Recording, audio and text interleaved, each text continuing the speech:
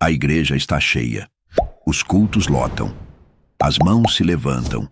Os hinos são cantados com fervor. Mas Deus continua em silêncio.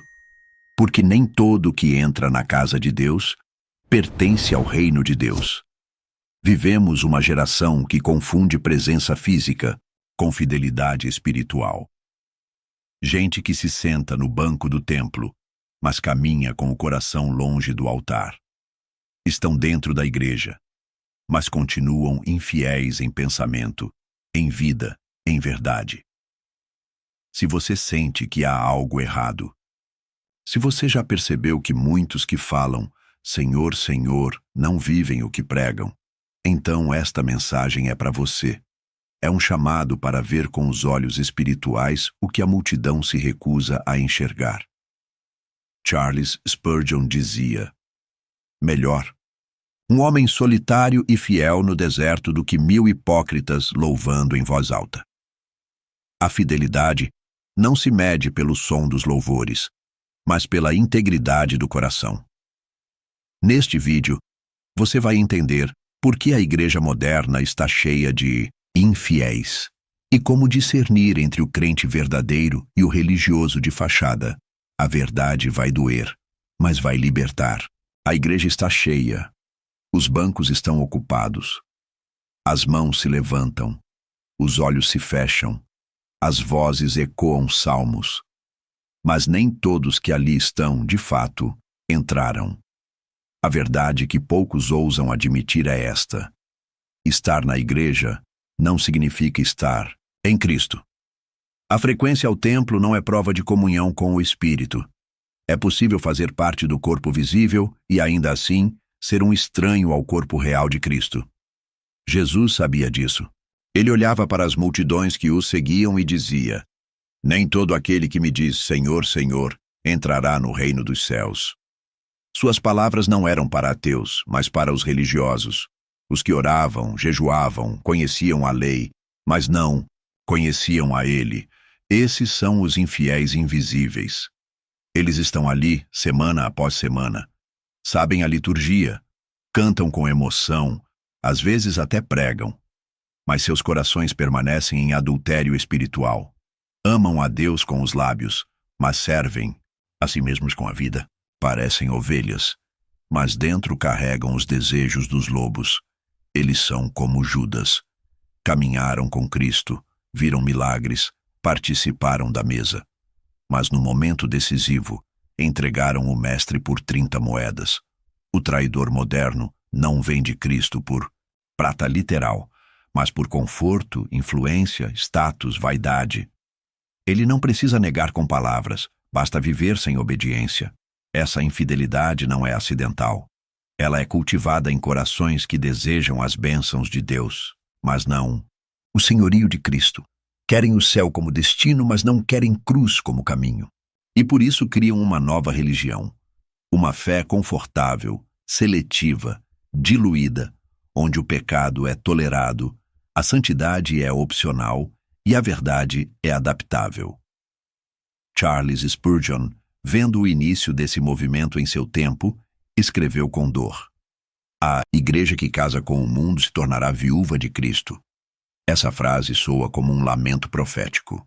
O que temos hoje é exatamente isso: igrejas populares, modernas, cheias de programas, luzes e aplausos, mas espiritualmente viúvas. A presença se foi, a palavra foi negociada, o noivo está ausente, e ainda assim os bancos estão cheios, porque as multidões continuam buscando o que sempre buscaram: sinais, pão, milagres. Elas não querem ser discipuladas, querem ser entretidas. Não querem morrer para si, querem que Deus sirva aos seus sonhos. E os infiéis se multiplicam como fermento, contaminando a massa inteira com uma fé rasa, mundana e funcional. Mas há um remanescente. Sempre há.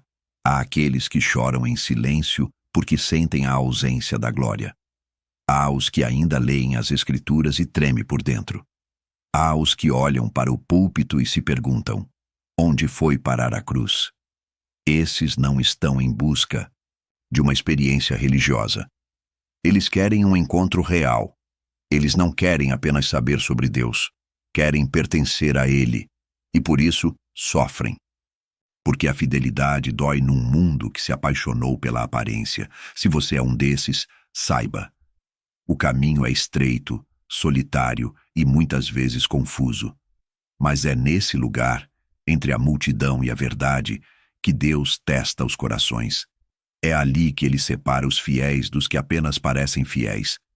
A igreja visível é um campo misturado, mas o reino é puro, santo, inviolável. E apenas os que são nascidos do Espírito o enxergam. Não se engane, Jesus não virá buscar uma multidão. Ele virá buscar uma noiva, santa, fiel, preparada. Talvez, quando esse dia chegar, muitos que hoje se julgam seguros dentro do templo descobrirão que nunca entraram de verdade. A infidelidade espiritual raramente é percebida por olhos humanos. Ela não se revela em roupas, em gestos ou em frequência. Ela se esconde onde só Deus enxerga, no altar secreto da alma.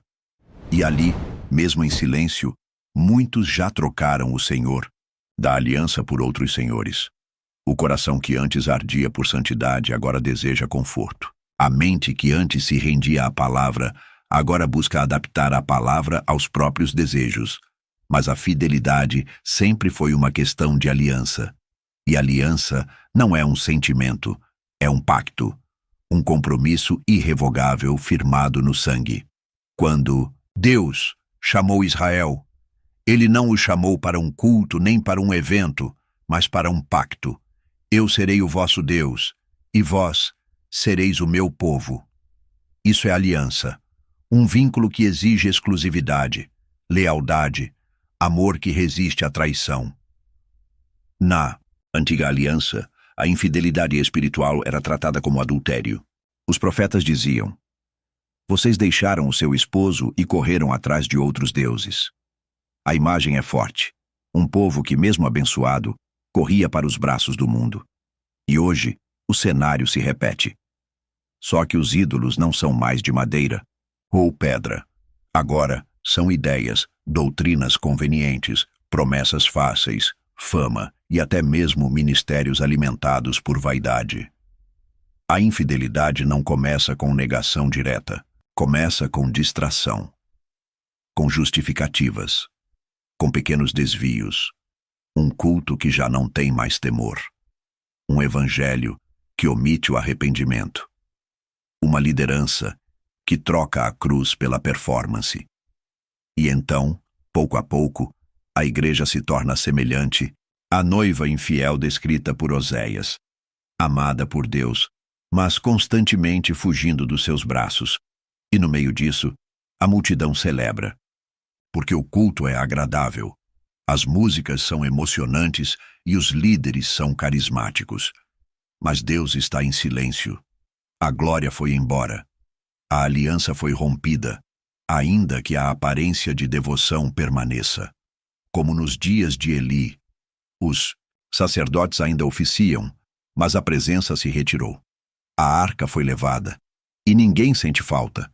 Spurgeon dizia que a marca de um verdadeiro cristão não é quão alto ele canta no domingo, mas quão fiel ele é quando ninguém está olhando. Fidelidade não é barulho, é constância, é devoção silenciosa, é permanecer puro no deserto, é obedecer quando ninguém aplaude, é viver como se os olhos de Deus estivessem sobre nós, porque estão. A igreja moderna, em sua ânsia por crescimento e relevância, esqueceu da fidelidade. Ela quer números, mas Deus procura alianças. Ela quer movimentos, Deus procura corações quebrantados. E por isso, a multidão que enche os templos pode não encher o céu. Porque o reino não se estabelece na massa, mas no remanescente fiel. E quem são os fiéis? Não são os que nunca caem, mas os que sempre voltam. Os que reconhecem a traição do próprio coração e, com lágrimas, correm de volta ao Pai. São os que não aceitam viver uma vida de aparência. Os que preferem a verdade que dói à mentira que conforta. São aqueles que, mesmo em meio a um sistema corrompido, ainda ouvem a voz do noivo e dizem: Sim, Senhor, eu te pertenço. Você pode estar em uma igreja cheia, ouvir sermões poderosos, participar de grandes eventos. Mas se o seu coração não está em aliança com o Cordeiro, tudo isso é ilusão. A fidelidade não é um evento, é uma vida. E ela começa quando você entende que não pode mais pertencer a dois mundos. Não pode amar a Deus e as trevas. Não pode servir ao reino e ao próprio ego. Não pode adorar a Jesus e alimentar os próprios ídolos. Deus não se impressiona com multidões. Ele busca alianças. E quando ele encontra um coração fiel, mesmo que seja o único, ele permanece. Porque para o Senhor, um justo vale mais do que 1000 que o louvam com falsidade. O altar sempre foi o lugar mais sagrado da fé. Era no altar que se encontravam o arrependimento do homem e a misericórdia de Deus. Era ali que o sangue dos sacrifícios falava da gravidade do pecado e da grandeza do perdão. Mas hoje, em muitas igrejas, o altar não tem mais a função de sacrifício, virou palco de performance. E o que era santo foi banalizado. O que era temor virou entretenimento. Charles Spurgeon dizia: pregadores que fazem graça com o pecado são traidores da cruz. E ainda assim, quantos púlpitos hoje são ocupados por homens que querem ser admirados, não obedecidos? Homens que usam a Bíblia como roteiro para a autoajuda, e não como espada que corta. Eles falam com eloquência, movem as emoções, fazem o povo aplaudir, mas não fazem ninguém se arrepender. A infidelidade começa quando o altar é rebaixado ao nível do palco, porque no palco a preocupação é com a plateia. No altar, a preocupação é com Deus. No palco, o foco é na estética. No altar, é na essência. O palco exige luzes, cenário, cronograma. O altar exige joelhos dobrados, lágrimas e quebrantamento. E essa diferença muda tudo. O problema não é o uso de recursos, é a perda do propósito. Quando o entretenimento substitui o evangelho, o povo se diverte a caminho do inferno. Quando o culto se torna espetáculo, o Espírito Santo se retira, e só resta a carcaça da religião. As pessoas saem tocadas, mas não transformadas, emocionadas, mas não redimidas, e isso é infidelidade. Infidelidade à palavra, infidelidade à cruz, infidelidade à missão. O altar virou vitrine de vaidades. Muitos querem subir para serem vistos, mas poucos querem ser consumidos. Porque no altar bíblico ninguém saía vivo. O altar era lugar de morte. Morte do ego, da carne, da vaidade, da soberba. Hoje se quer sair dele mais famoso, e o povo aplaude. Porque a igreja aprendeu a amar o palco. Ela prefere pregadores engraçados a profetas que choram. Prefere mensagens leves a verdades duras. E assim, como diz Paulo a Timóteo, acumulam mestres segundo as suas próprias vontades. Coçando os ouvidos, estão dentro do templo, mas surdos para o céu. Spurgeon também advertia: se você não prega contra o pecado, está alimentando a condenação do povo. Muitos líderes modernos têm medo de perder membros, por isso adoçam o veneno. Mas o verdadeiro evangelho não é para agradar. É para confrontar. Ele não diz: você é bom como está. Ele grita: arrependa-se, porque o reino de Deus está próximo. E quem ousa dizer isso hoje? Poucos. Porque a cultura da aprovação tomou conta do púlpito. Pastores querem likes, não lágrimas. Querem seguidores, não discípulos. Querem manter a estrutura, não incendiar o sistema. E isso revela onde está a fidelidade. Mas há ainda os que choram entre o altar e o pórtico. Os que se recusam a transformar a casa de Deus num show. Os que pregam mesmo sendo rejeitados, que se dobram apenas diante do Senhor e que sabem que o altar não é um palco, é uma cruz. Esses ainda mantêm acesa a chama da fidelidade. E por esses, Deus ainda visita o seu povo. Você que assiste, reflita. Quando foi a última vez que você foi ao altar para ser quebrado? Quando foi a última vez que chorou pelos seus pecados e não só pelos seus problemas? Você tem buscado um Deus que cura suas feridas ou um Deus que cura sua alma?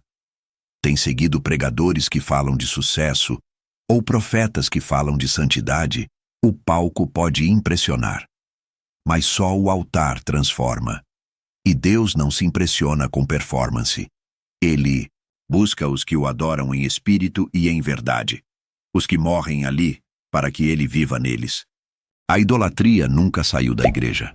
Ela apenas trocou de forma. Nos tempos antigos, era um bezerro de ouro.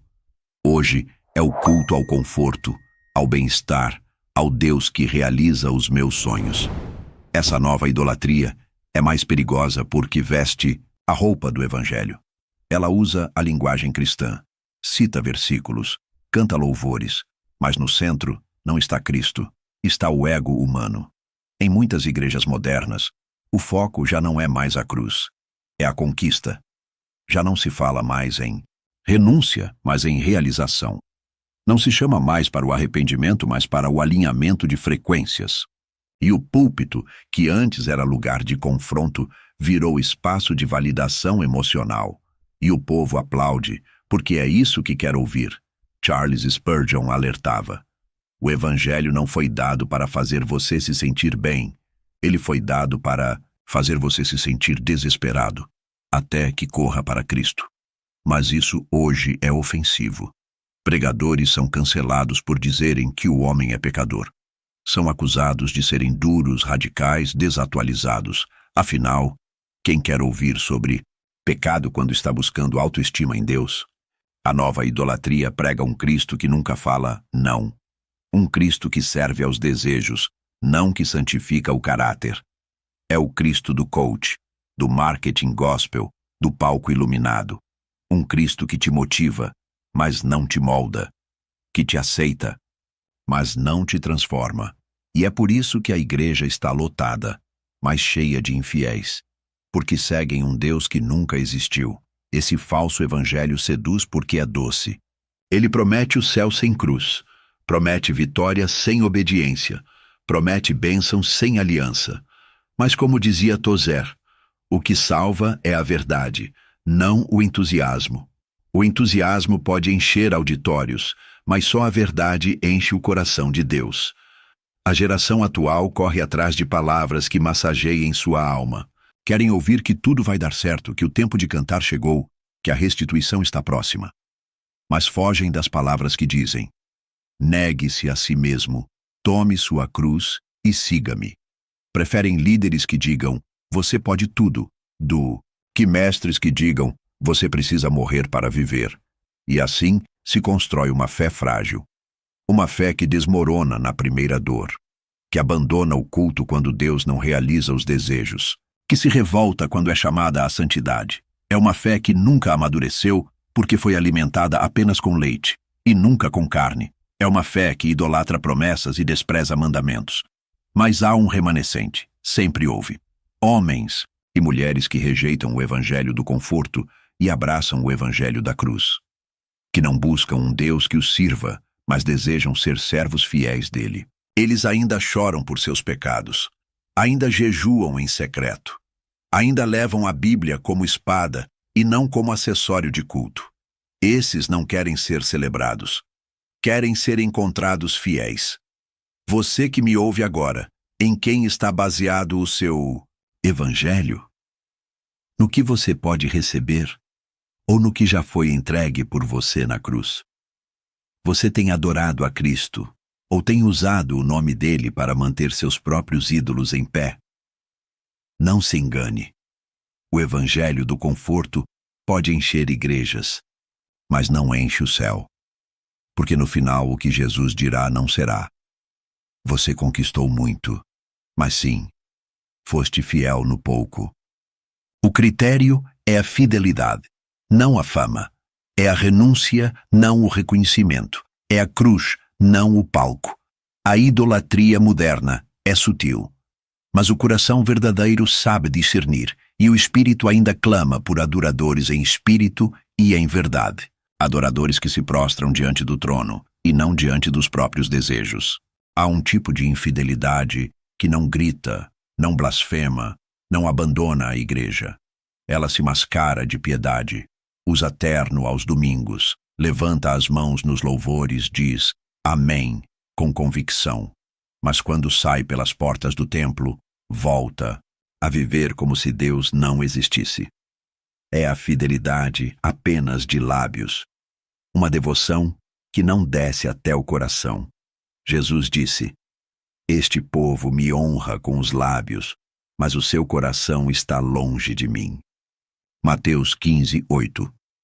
Essa foi a denúncia mais cortante do Messias, e continua sendo hoje, porque não há nada mais trágico do que um crente que aprendeu a atuar, que sabe exatamente como parecer santo, mas nunca se rendeu de fato. Esses infiéis modernos não negam a fé com palavras, negam com decisões, com negócios escusos, com relacionamentos sem temor, com conversas duplas. Eles frequentam a igreja, mas também os lugares da carne.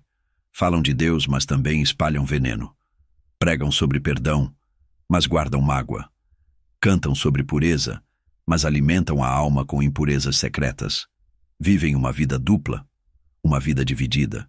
E o que é uma vida dividida, senão infidelidade? O coração que flerta com o mundo enquanto tenta se manter de mãos dadas com o céu. Mas Deus não compartilha trono. Ele não divide sua glória com ninguém. Ou ele é senhor de tudo, ou não é senhor de nada. Spurgeon certa vez disse: a hipocrisia é a religião da face, não do coração. E com o tempo, ela se torna uma prisão, porque quem vive de aparência se torna escravo da própria máscara. Precisa sustentar uma santidade que não sente. Precisa parecer transformado, mesmo quando não foi. E isso esgota a alma. Quantos líderes hoje estão nesse lugar? Quantos cristãos estão cantando sobre graça, enquanto afundam em culpa? Quantos estão pregando contra o pecado, enquanto alimentam pecados secretos? A fidelidade real começa na intimidade, no quarto fechado, na vida que ninguém vê. E é lá que Deus mede o coração. A igreja está lotada de infiéis porque muitos acham que enganar os homens é o mesmo que enganar a Deus. Mas o Senhor sonda os corações. Ele vê o que se pensa, o que se deseja, o que se alimenta em silêncio. Ele não busca performances, ele busca quebrantamento. Talvez você mesmo esteja vivendo essa divisão. Talvez tenha se acostumado com uma fé mecânica, com orações repetidas, com um culto que já não toca mais. E no fundo, sabe que algo morreu dentro, que a chama apagou, que o amor esfriou. Mas ainda há tempo. Ainda é possível rasgar o coração diante de Deus, porque fidelidade não é perfeição, é integridade, é o desejo sincero de andar na luz, mesmo tropeçando às vezes. É se levantar toda vez que cair, mas com olhos no alto e joelhos dobrados. É dizer: Senhor, não quero mais apenas parecer teu, quero realmente ser. A fidelidade é como uma aliança. Não se quebra por fraqueza, mas por indiferença. Deus não espera um povo sem falhas. Ele espera um povo que não o traia com a frieza, que não cante palavras que não vive, que não use o nome dele como capa para um coração dividido. A geração que muda isso não será a mais talentosa nem a mais numerosa, mas será a mais sincera. Gente que não finge, que vive o que prega, que não se conforma com a duplicidade, que ora com lágrimas e adora com entrega. Essa geração Deus levantará, e você pode fazer parte dela, mas terá que tirar a máscara, terá que descer do palco, terá que deixar que Deus toque onde dói. Só assim a fidelidade nascerá de novo, não dos lábios, mas das entranhas. Há uma linha tênue entre adoração verdadeira e performance religiosa. E, infelizmente, essa linha já foi cruzada há muito tempo Em muitos púlpitos do mundo, o que deveria ser um altar de rendição virou um palco de vaidade. O que antes era reverência virou entretenimento, o culto virou show e a igreja virou plateia. Os fiéis que antes choravam aos pés da cruz agora aplaudem os talentos do palco. O silêncio sagrado foi trocado pelo barulho do aplauso. E no lugar da convicção de pecado, temos a excitação de um evento. Mas Deus nunca quis um povo entretido. Ele quer um povo transformado. O problema não está na música, nem nos instrumentos, nem mesmo no uso da criatividade. Está no coração que deseja agradar homens mais do que agradar a Deus. Está no pastor que mede o sucesso pela popularidade e não pela santidade. Está na igreja que busca ser relevante para o mundo e esquece que foi chamada para ser separada dele. Spurgeon alertava contra isso em sua época. Um púlpito que busca aplauso e não arrependimento não é um púlpito, mas uma armadilha. O que ele via já no século XIX, hoje se tornou regra. Cultos ensaiados, luzes pensadas para criar emoção, palavras cuidadosamente calculadas para não ofender, e mensagens que massageiam o ego em vez de quebrantar a alma. Quando a igreja se transforma em teatro, os atores se multiplicam. E o pior é que muitos já nem percebem que estão atuando. Acham que estão adorando, quando na verdade estão apenas repetindo gestos sem vida. Acham que estão recebendo uma palavra, quando na verdade estão sendo seduzidos por discursos motivacionais disfarçados de evangelho. Mas a palavra de Deus nunca foi feita para entreter. Ela fere antes de curar. Ela confronta antes de consolar. Ela rasga antes de costurar. Por isso, ela não é popular. Por isso, os verdadeiros pregadores são poucos. Porque falar a verdade, hoje, custa caro. Pode custar seguidores, status, posição. Pode custar a fama, mas salvará almas. E você? Está buscando um evangelho que emociona ou que transforma? Você vai à igreja esperando sentir algo ou ser moldado por Deus? Porque há uma grande diferença. O espetáculo alimenta a carne. A palavra confronta o espírito. O show termina com aplausos. O culto verdadeiro termina com joelhos no chão e corações arrependidos. Essa geração precisa reaprender a temer, a se calar diante do sagrado, a trocar os holofotes pela luz do Espírito, a sair do centro do culto e colocar Cristo de volta no trono. Porque enquanto a glória for dos homens, Deus não se manifestará. Enquanto os cultos forem sobre emoções humanas, os céus continuarão fechados. E que tristeza é ver uma geração que canta sobre fogo, mas nunca queimou por dentro. Que prega sobre arrependimento, mas nunca chorou pelo próprio pecado. Que diz, vem Espírito Santo, mas não abre espaço para ele entrar. Quando o culto se torna espetáculo, o Espírito se retira. Deus não habita em shows. Ele habita em corações contritos. Ele visita altares simples onde há sinceridade. Ele se agrada do cântico tímido, mas verdadeiro. Ele se move onde há quebrantamento, não onde há roteiro. É hora de derrubar os palcos e reconstruir os altares. De trocar os aplausos pelos gemidos de arrependimento. De trocar as performances pela presença. Porque onde há verdade, Deus aparece. E onde Deus aparece, a igreja é incendiada de novo. A escolha é nossa, plateia ou noiva. Espetáculo ou sacrifício vivo. Estrelas ou servos. O céu não busca artistas, busca adoradores, em espírito e em verdade. A infidelidade espiritual não começa com grandes quedas. Ela começa com pequenas concessões. Um pecado tolerado aqui, uma verdade suavizada ali, um silêncio conveniente diante do erro, um evangelho adaptado para não incomodar. E, pouco a pouco, o coração da igreja se distancia do seu primeiro amor.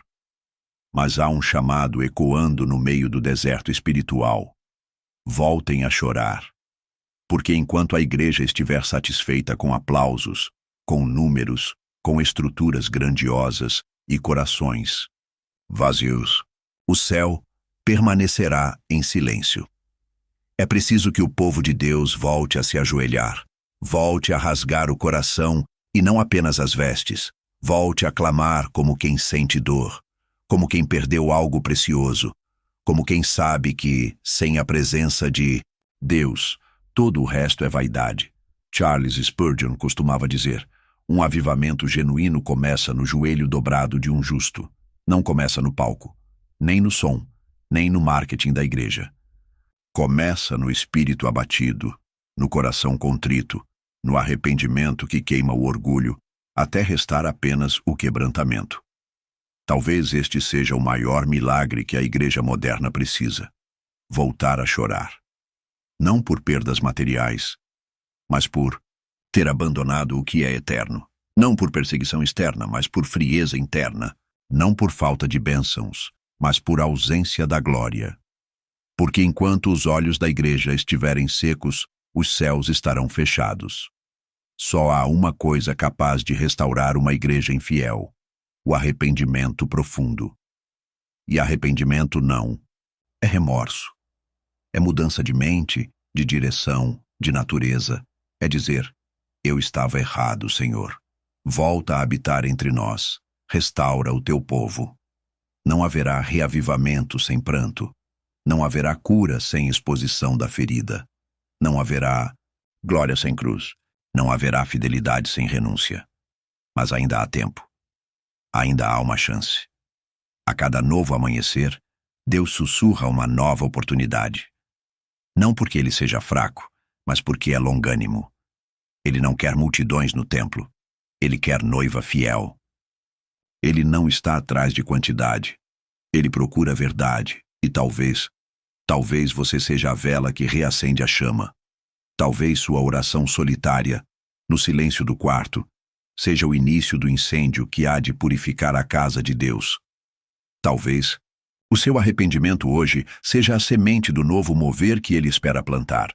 Não subestime uma lágrima sincera. Não despreze um joelho que se dobra quando todos estão de pé.